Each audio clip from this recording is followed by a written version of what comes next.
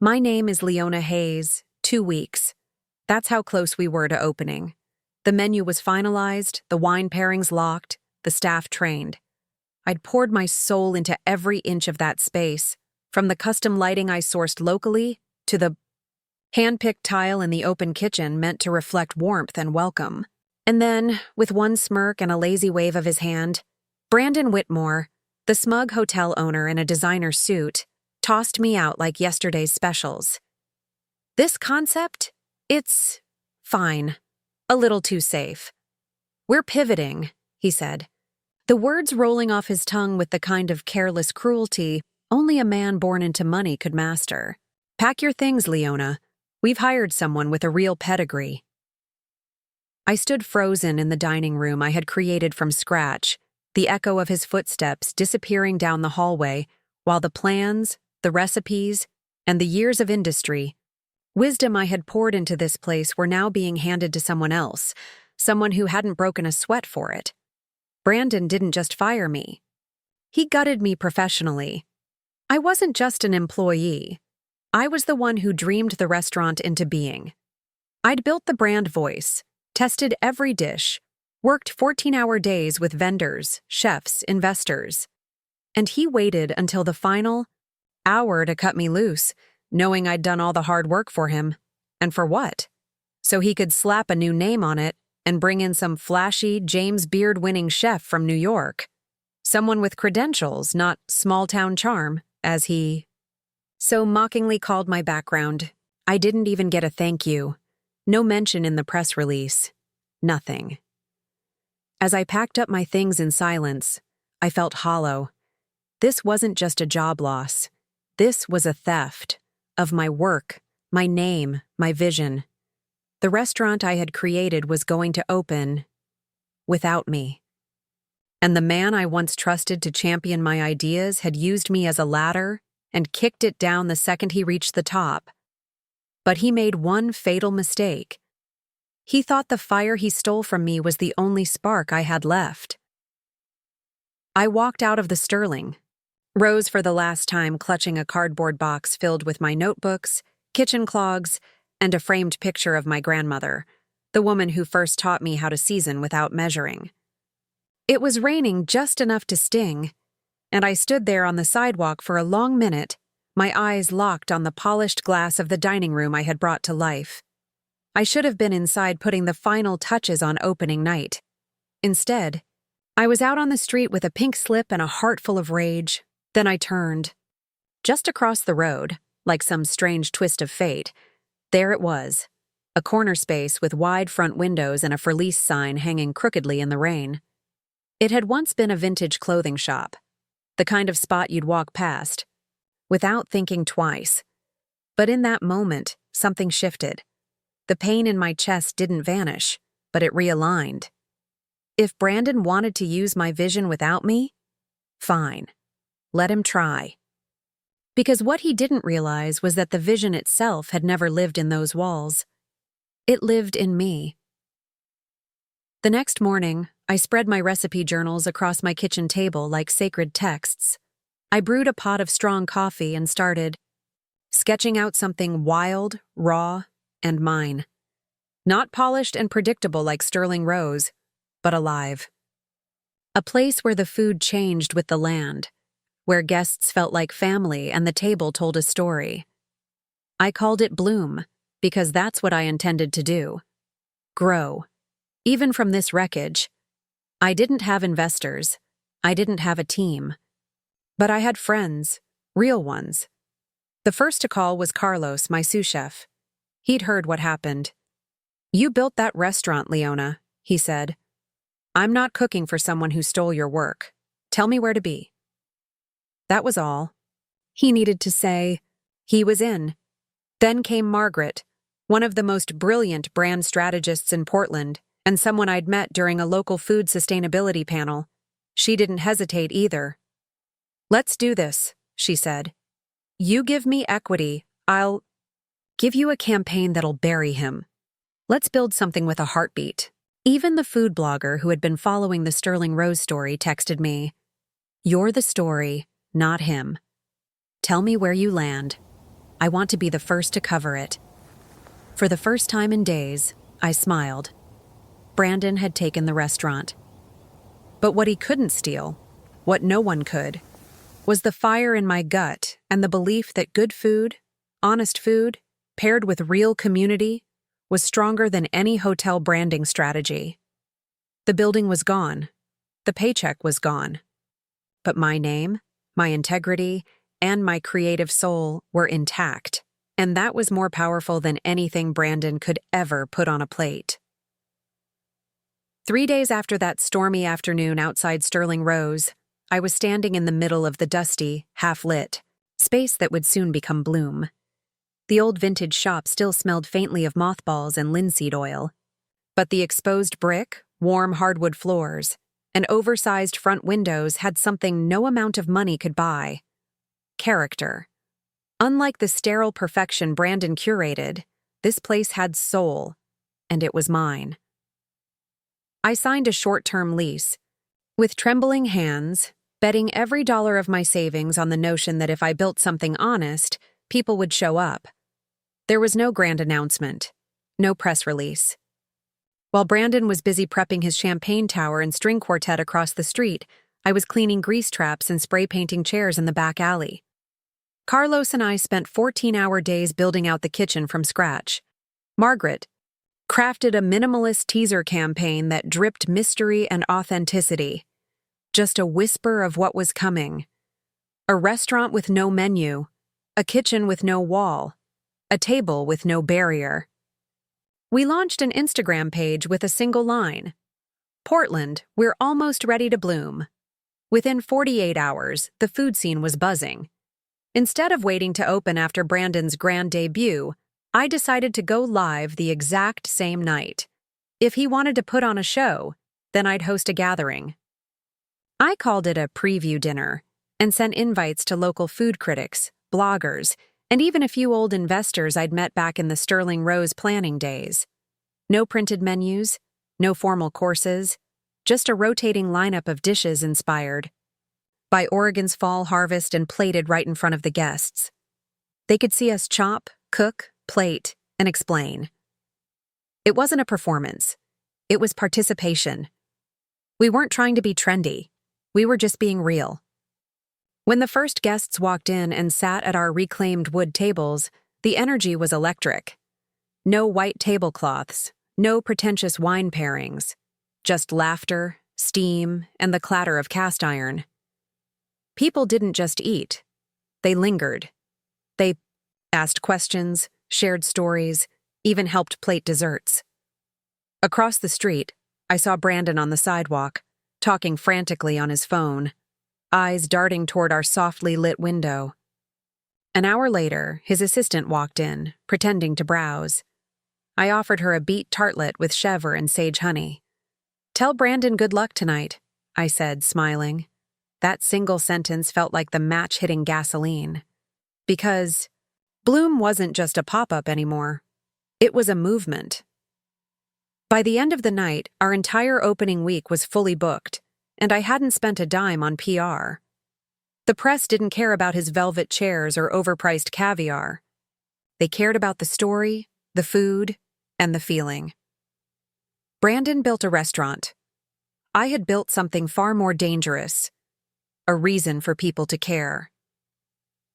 It happened on a Thursday night, 6 weeks after Bloom opened, right as I was garnishing our final dessert with hand-whipped cream and bourbon-roasted figs. I looked up, and there he was, Brandon Whitmore, standing just outside our glass door in his perfectly tailored blazer, watching us like someone staring into a life they thought they owned. He hesitated for a beat, then stepped inside. The entire restaurant fell into that thick, suspended silence like the moment before a storm. Carlos paused mid-slice. Margaret stopped typing. Our guests looked up from their plates. I didn't flinch. Brandon walked toward me like a man drowning, in pride. His voice, usually smooth and cocky, cracked slightly. "Leona, we need to talk." I kept my eyes on the dessert in front of me. "I'm working," I said flatly, but he stood his ground. "Please," he added. Just 5 minutes. I led him into the back storage hallway, mostly so my staff wouldn't see my hands shaking. Sterling Rose is struggling, he admitted, his eyes darting. Reservations are half empty. We're losing press, losing investors. People think you're the original voice behind the concept. I want to make things right. I didn't say a word. He continued, breath quickening like he was trying to outrun his own shame. I'm offering you a partnership, 50% equity, creative control. We can relaunch under your name. I was wrong to let you go. You're what made it special. There it was, the apology, the deal, the desperate attempt to reclaim what he never truly understood. And for a flicker of a second, I saw the image of what might have been, my name finally on the door I designed. My food served inside those walls, my vision restored, but it passed quickly because what I had now was real. You don't have anything I want, Brandon, I said calmly. You had your chance, and you traded it for a name on a resume. His face shifted, the desperation curdling into disbelief. But this, Bloom, it's temporary. You don't have the reach. I can give you scale, capital, exposure. I laughed quietly. You still think this was ever about reach? Bloom isn't about size, it's about truth. And truth doesn't need a hotel lobby to matter. I walked him out the door myself. As he disappeared across the street into his dimming empire, I returned to the kitchen to thunderous silence, then applause. 3 months later, Sterling Rose shut down their restaurant permanently. The hotel was quietly sold to a national chain, and their elegant dining room was remodeled into rentable event space. Meanwhile, Bloom expanded into the next storefront, added a weekend brunch concept, and built a wait list stretching into spring. Brandon thought he was giving me a promotion that night. What he didn't realize was that I had already won. Not with revenge, but with something far stronger. A name that couldn't be erased, and a legacy he'd never get to touch. Bloom was never supposed to last. At least, not on paper. It started as a pop-up, a bold little protest in apron form. But something strange happened after that night Brandon walked out defeated. The story didn't die down. It caught fire. Food blogs wrote think pieces. Critics, who hadn't even tasted our food yet, were calling us the soul of Portland dining. And just like that, what began as a quiet act of reclaiming my voice became the loudest conversation in the city. Every night our space was full.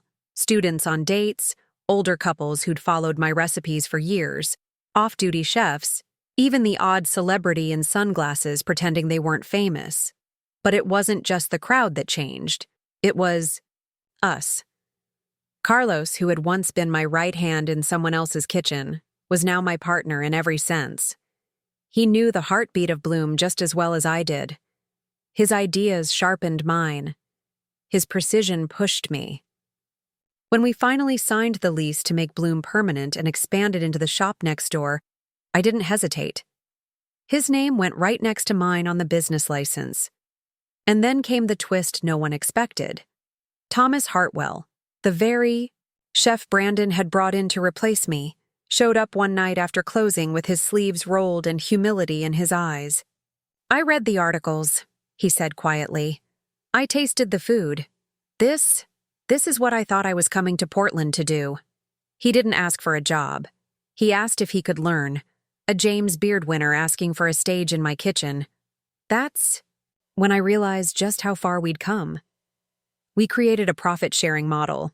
Every staff member, from dishwasher to line cook, received equity. If Bloom thrived, everyone thrived. No more top-down ivory tower nonsense. Everyone had a seat at the table, literally and financially. Margaret expanded her agency, fueled by the success of our brand, and hired 2 more women who had once been overlooked in the tech-driven marketing world. We hosted farm dinners, guest chef nights, and even launched a cooking class series for single parents who wanted to bring healthier food home on a budget.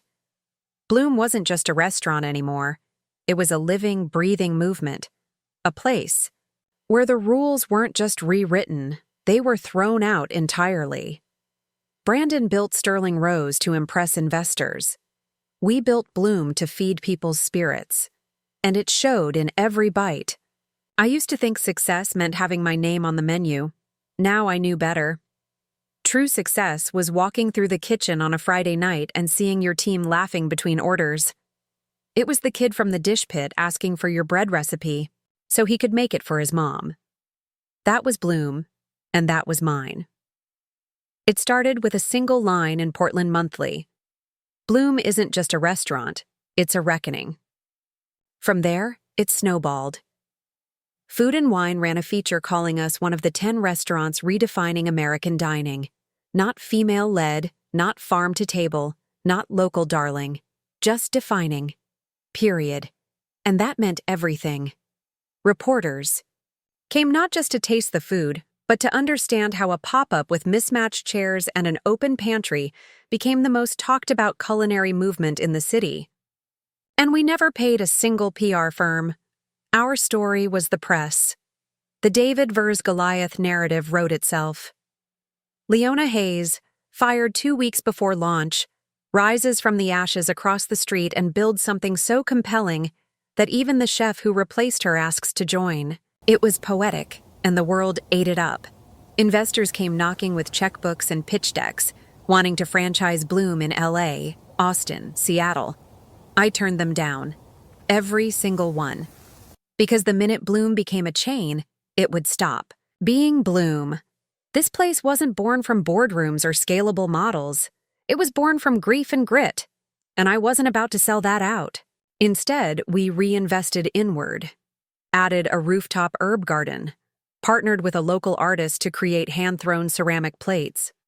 Hosted an industry night for burnt-out chefs where no one had to pretend to smile or say, "Yes, chef."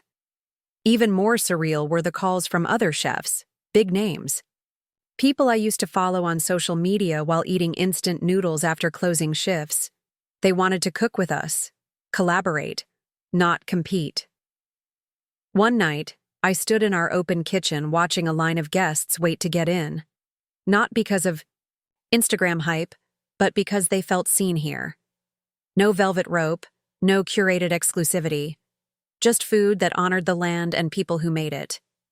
That same week, someone sent me a photo of the old Sterling Rose dining room, empty, dark, being gutted for construction. They were turning it into a fitness center. I didn't even blink. The name had faded so fast it barely registered on food blogs anymore. That chapter had closed itself.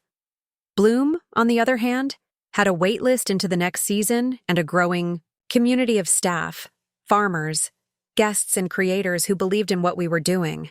We didn't just win, we shifted the standard. People stopped asking, "Who's your publicist?"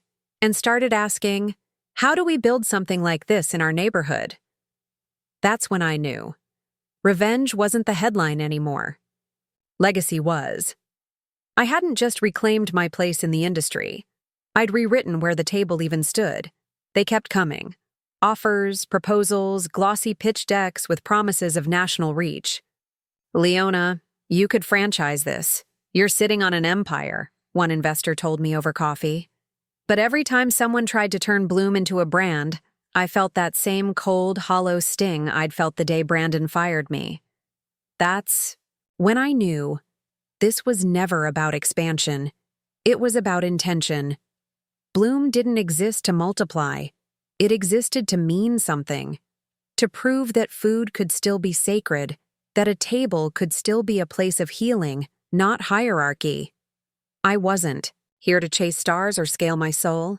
I was here to build something that couldn't be replicated, because it wasn't just a formula. It was lived experience. When people came to Bloom, they weren't just coming for duck confit or beet tartlets. They were coming for connection. For the laughter from the open kitchen. For the handwritten notes on the receipts. For the sense that in this noisy world, someone still gave a damn. A few months ago, a guest left a review that said, "You don't eat at Bloom, you remember it." And that's what I carry with me now. Brandon's name?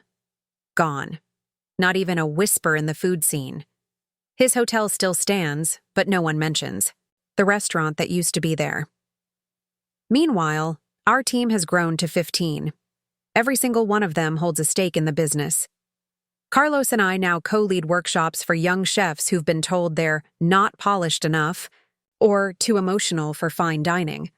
Margaret's agency just landed a feature in Fast Company for how Bloom's branding rewrote the playbook. And Thomas? He's finally cooking like he always wanted to. Messy, passionate, soulful. We didn't just survive betrayal, we turned it into belonging. I've come to realize that the best revenge isn't reclaiming what was taken from you. It's creating something so rooted in truth that it can't be stolen, can't be bought, copied, or diluted. That's what Bloom became, a living reminder that authenticity wins, even when the odds are stacked, that you can be shut out, underestimated, disrespected, and still come back with something undeniable.